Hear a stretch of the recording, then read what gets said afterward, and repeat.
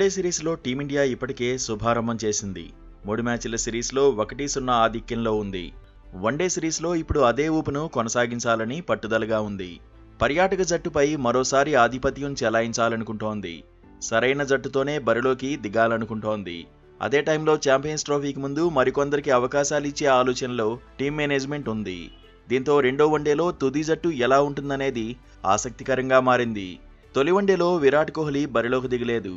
మోకాలికి గాయం కారణంగా ఆడలేదు. దీంతో ఓపెనర్లుగా రోహిత్ శర్మ, యశస్వి జైస్వాల్ బరిలోకి దిగారు. వన్డౌన్లో శుభ్మన్ గిల్ బ్యాటింగ్ చేశాడు. ఇప్పుడు టాప్ 3లో మార్పు ఖాయంగా కనిపిస్తోంది.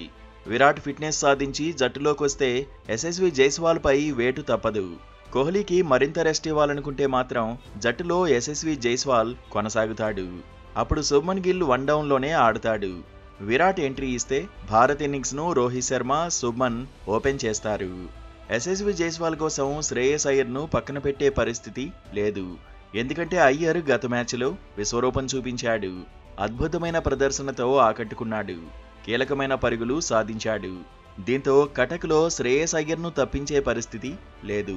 4వ స్థానం తనదేనని నాగపూర్లో ఆడుతూనే యువ ప్లేయర్ చెప్పేశాడు. వికెట్ కీపర్ స్థానం కోసం పోటీ ఉంది. రాహుల్ వర్సెస్ పంత్గా సీన్ ఉంది. నాగపూర్ మ్యాచ్లో ఫస్ట్ చాయిస్ వికెట్ కీపర్గా కేఎల్ రాహుల్ బరిలోకి దిగాడు. బ్యాటింగ్లో ఆకట్టుకోలేకపోయాడు. అయినా రెండో మ్యాచ్లోనూ రాహుల్నే కొనసాగించే అవకాశం ఉంది. ఆ తర్వాత బ్యాటింగ్ ఆర్డర్లో హార్దిక్ పాండ్యా ఉంటాడు.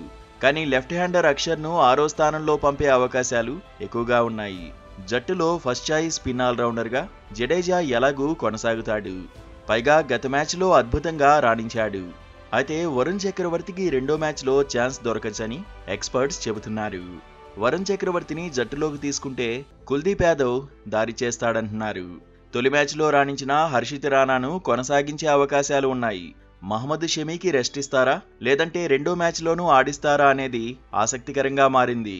షమీకి రెస్ట్ ఇస్తే హర్షదీప్ సింగ్ బరిలోకి దిగుతాడు. మొత్తంగా టీం కాంబినేషన్ ఎలా ఉంటుందనే చర్చ జరుగుతోంది.